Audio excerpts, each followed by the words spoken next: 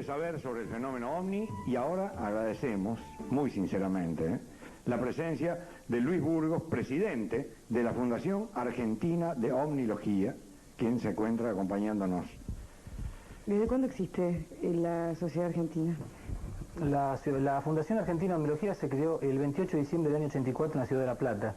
La fundé precisamente, pero soy investigador de campo desde el 20 de julio de 1969, cuando Neil Armstrong pisó por primera vez el suelo selenita. Es decir, que el hombre en la luna me motivó, vaya a saber por qué causa, ¿no es cierto?, a empezar a investigar el fenómeno OVNI exclusivamente en el campo.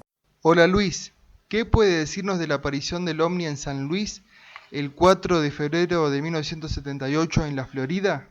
Hola Roberto, bueno, para nosotros fue prácticamente el comienzo de un año que se ubica el año 78 en el segundo año detrás de 1968, que fue la gran oleada mundial. Es decir, tenemos en Argentina y en el mundo la gran ola del 68 y luego le sigue el año 78 en materia de apariciones, y precisamente comienza con aquel famoso caso del dique La Florida, ¿no? Que después durante varios meses no hubo mucha casuística hasta mediados de año que se desató la gran ola del 78. En realidad, la gran oleada de 1978 se produce a partir del mes de agosto y dura prácticamente hasta el mes de diciembre y principios del año 79.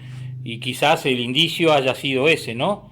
La llave, la puerta de apertura para saber que iba a ser un gran año de actividad OVNI, precisamente con aquel famoso caso de los pescadores, que después hubo otros casos también importantes, pero bueno, en los primeros meses se llevó las palmas el caso del dique La Florida.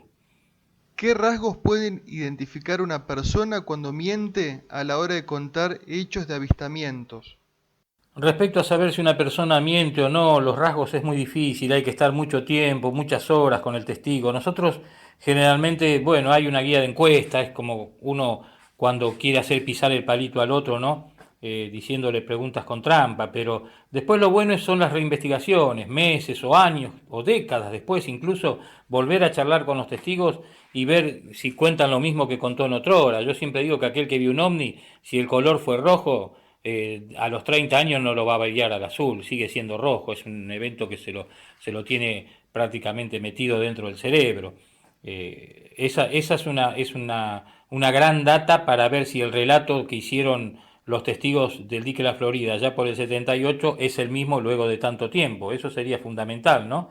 Cotejarlo. Así que esa es la clave para una buena investigación. ¿San Luis es considerada zona caliente en apariciones de ovnis?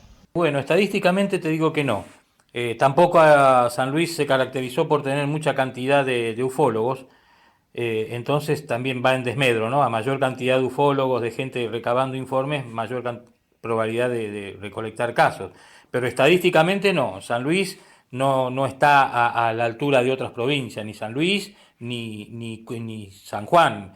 En cambio, la zona de Cuyo, tal vez la provincia de Mendoza sea la más asidua en materia de reportes, y bueno, y juega a favor que Mendoza tuvo siempre investigadores, ufólogos a lo largo de tantas décadas, y ese también va en desmedro de San Luis y San Juan, que carecieron de tipo de estudiosos o ufólogos para recabar información. ¿Hay alguna estadística de apariciones de ovnis? Respecto a si hay estadísticas, y bueno, mi especialidad es precisamente la estadística. Yo desde el año 69, cuando empecé a investigar, que tenía 13 años, empecé con la estadística del fenómeno OVNI. Afortunadamente, luego de 47 años te puedo decir que tengo en mi banco de datos, hoy en una PC, 5.500 casos, que no quiere decir que sean 5.500 casos de OVNI extraterrestres, o sea, después se hace el balance, se depuran, pero los reportes, las denuncias, hasta el año, desde 1947 a nuestros días, son 5.500 casos argentinos. Y bueno, yo no conozco otros investigadores, tal vez tengan, sí, pero no al nivel nuestro. Esto es sacrificio, esfuerzo, constancia, trayectoria de estar permanentemente buscando la información, tener gente colaboradora, apropiada en cada provincia, y bueno, es todo un combo, ¿no? Pero sí, hay estadísticas, de ahí que nosotros hacemos todos nuestros estudios, los basamos en nuestra estadística. ¿Y qué tipo de ovnis existen? Respecto al tipo de ovni, sí es una gama muy variable. Todo empezó con el famoso típico plato volador en el 47, después aparecieron las esferas que hoy se transformaron en aparatos pequeños llamados sondas, después está el famoso cigarro de las nubes o nave madre, nave nodriza, aparecieron a partir de los 70 los famosos triángulos voladores, hay romboides, hay aparatos en forma ovoidal, hay aparatos en forma cónica, hay aparatos que hoy le llaman variables, que es decir, que hacen metamorfosis en pleno vuelo, hay objetos submarinos o sumergibles no identificados, o sea, hay toda una gama y siguen apareciendo cada vez más cosas nuevas y bueno, hay que incorporar todo después depurarlo, ¿no? Pero no nos quedamos con el típico plato volador de los 40 o los 50, evidentemente.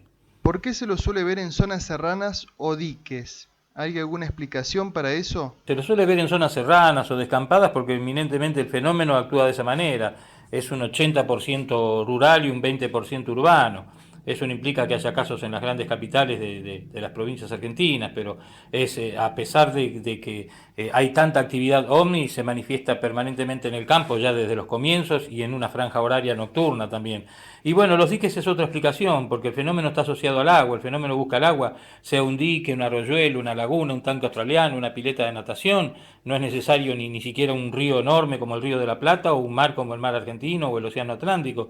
Es decir, el fenómeno está netamente asociado al agua desde que se inició allá en el año 47. Busca de todos los polos de atracción que nosotros enumeramos y que tenemos, lo que más busca es el agua. Uno de los testigos, Pedro Sosa, nos dijo que el ovni cuando desapareció fue como si se hubiese metido una moneda en una alcancía. ¿Es factible el ejemplo? ¿A dónde se dirige cuando pasa eso? Respecto a lo que describen los testigos, que según el ufólogo Fabio Serpa les dijo eso, que se mete en una alcancía, desaparece o pasa a otra dimensión, no, evidentemente es una de las pocas excepciones que hay, no todo el fenómeno ovni pasa de esa manera. Es un poco ejemplificar lo que pudo haber ocurrido, pero ya entramos en el terreno de las hipótesis, no podemos afirmar tan contundentemente una cosa así. Hay muchos ovnis que se han prácticamente desvanecido en vuelo, no sabemos si pasan a otra dimensión o vibran en otra frecuencia que el ojo ya no los deja de ver. Es un poco lo que ocurre con los famosos ovnis fantasmas que salen en la foto y el ojo humano no lo ve. Pero bueno, ya sería entrar un poco en el terreno de las hipótesis. No siempre el fenómeno ovni desaparece de esa manera, lo que pasó en la Florida. ¿Qué hipótesis se manejan sobre el fenómeno ovni? El terreno hipotético forma parte desde el vamos con el fenómeno ovni, son más hipótesis que certezas. Lo que empezó allá en los 40, 50 como el fenómeno de origen extraterrestre, que aún en el día de hoy sigue siendo la estrella, se fue variando hacia otras posibilidades, como por ejemplo intraterrestres, de mundos paralelos, viajeros del tiempo, terrestres incluso, entre los cuales soy un defensor de la teoría de que hay ovnis terrestres de la potencia norteamericana. Es decir, hay toda una variedad. Aún así sigue siendo la extraterrestre la que mayores adeptos tiene, ¿no? Pero hay otras variedades que no dejan de ser dignas de estudio. Es muy interesante. ¿Qué certezas hay y qué dudas quedan por dilucidar sobre el fenómeno ovni? Sobre certezas y dudas, hay mucho. Yo pienso que son más las dudas que las certezas, pero bueno, las certezas van de la mano de la propia investigación de campo, lo que nos cuenta el testigo al investigador, y no nos quedamos con lo que dice la prensa, es decir, es ir a buscar el testigo. Pero después hay muchas dudas, evidentemente. Yo siempre digo que hay 3 preguntas que yo no puedo responder, a pesar que hace ya casi medio siglo que estoy investigando el fenómeno. ¿De dónde viene el fenómeno ovni? ¿Cómo hacen para venir? Si es que vienen, y en definitiva, ¿para qué vienen? ¿Cuál es el propósito? Esas 3 preguntas, que yo creo que son las que la gente más suele preguntar en las charlas, las conferencias, personalmente no las puedo responder. Quizás otro se aventure y lo diga, pero yo no. Por eso digo, son muchas dudas. A pesar así, hemos tenido varias certezas a través de las estadísticas, las constantes, las hipótesis, los estudios y análisis que nos han demostrado algo concreto, ¿no? Ramón Sosa, uno de los testigos, contó que Fabio Serpa le había dicho que la desaparición del ovni era como si entrara a una alcancía, o sea, era que pasaban a otra atmósfera. ¿Qué quiere decir eso? ¿Otra dimensión sería u otra atmósfera? No, en realidad quiso decir que era otra dimensión, como si fueran de una inteligencia interdimensional, no a otra atmósfera, evidentemente. Ahí hay un error o una equivocación lógica. Pero bueno, reitero un poco lo que hablamos anteriormente sobre el pasaje a otra dimensión, ¿no? Que serían seres interdimensionales o interterrestres, intercalados con nosotros, ocupando el mismo espacio físico que es la Tierra, pero en otra dimensión. Ok. El ovni con forma de plato volador, ¿es el tradicional de una aparición en una determinada época o hay otros con formas diferentes que aparecen en otra época? Por ejemplo, supongamos, en los 70 aparecían con forma de plato, en los 90 con forma de cigarro, qué sé yo, no sé.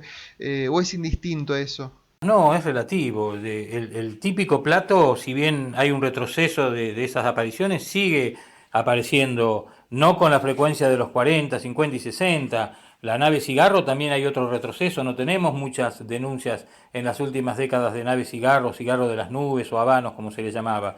Pero así todo, hay una casuística interesante y hubo una casuística mucho mayor en esas épocas.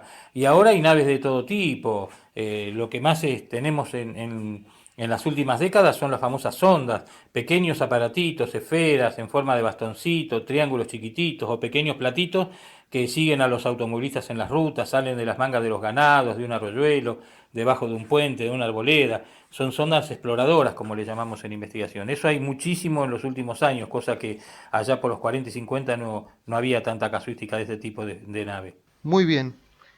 Según su experiencia en el tema y su profesionalismo, ¿usted cree que puede ser verdadero el relato de los pescadores de la Florida o es falso? El relato se ajusta a los típicos relatos de los 50, 60 y 70, la tipología lo mismo, la forma de la nave, o sea, hay muchos puntos coincidentes con otros casos, por eso se puede llegar a pensar que no fue ficticio, que no fue montado, por ahí fue un poquito adornado, no solamente por la prensa, sino por ellos, por dejarse llevar por cierto tipo de periodistas o investigadores, pero bueno, sería interesante, como lo tienen ustedes a mano después de tanto tiempo, volver con las preguntas de otrora, a ver si pueden pisar el palito, si hay muchas contradicciones o contradicciones graves, en fin, todo apunta a que podría ser cierto, sí, se ajusta a un típico caso de aquella época. Perfecto. ¿Una nube extraña o un fenómeno atmosférico inusual puede ser un ovni? Nube o fenómeno atmosférico que fue confundido con ovni, obviamente, mientras el fenómeno siga siendo ovni, objeto volador no identificado, va a seguir el misterio. O sea, acá no hay ningún aparato que diga Made in USA o Made in Pléyades, Made in Orión, Made in Marte. Es decir, que el fenómeno por algo sigue siendo tan misterioso, asombroso, enigmático y que mueve tanta cantidad de gente por tratar de dilucidar el tema. Así que muchas veces se han confundido no solamente con nubes, con fenómenos atmosféricos, con aves, con insectos que quedan retratados en fotografías, en videos. Es decir, hay toda una gama de confusión que no quiere decir que todo sea confusión, pero tampoco quiere decir que todo sea ovni y mucho menos ovni extraterrestre, ¿no? Ah, perfecto, perfecto. ¿Usted estudia solamente ovnis o también seres? La ovnilogía no solamente abarca el estudio del fenómeno ovni, sino todo su entorno. Mi especialidad, ya les dije anteriormente, es el fenómeno aterrizaje, las huellas del fenómeno ovni, las pruebas físicas, el trabajo luego en estadística para elaborar hipótesis, pero dentro del fenómeno hay todo un entorno que se estudia. Hoy en la actualidad estamos estudiando mutilaciones, se estudian objetos submarinos no identificados, obviamente que se estudian seres humanoides porque forman parte del propio fenómeno, es decir, hay toda una gama de casos, pero también hay un entorno social que hay que estudiar, geográfico, es decir, hay todo un combo, no es solamente el relato y con eso nos quedamos. Así que abarca mucho, es muy abarcativo el fenómeno ovni.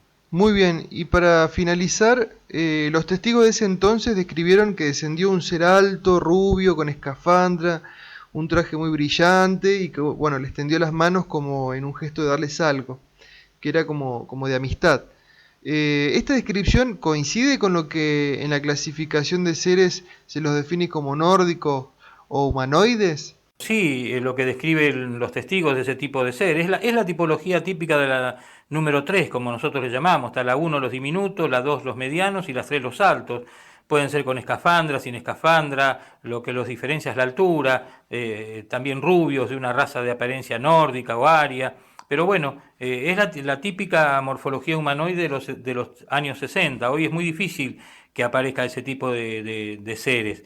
Se le ha dado paso a lo que hoy se le llaman los grises, que eso es otro de los grandes misterios que tenemos por resolver en adelante. Pero bueno, es muy lindo haber estudiado este caso y ojalá ustedes lleguen a una conclusión después de tanto tiempo para tener algún tipo de certeza que en esa época no la tuvimos, ¿no? Bueno, muy bien. Muchas gracias por la información que nos aportó.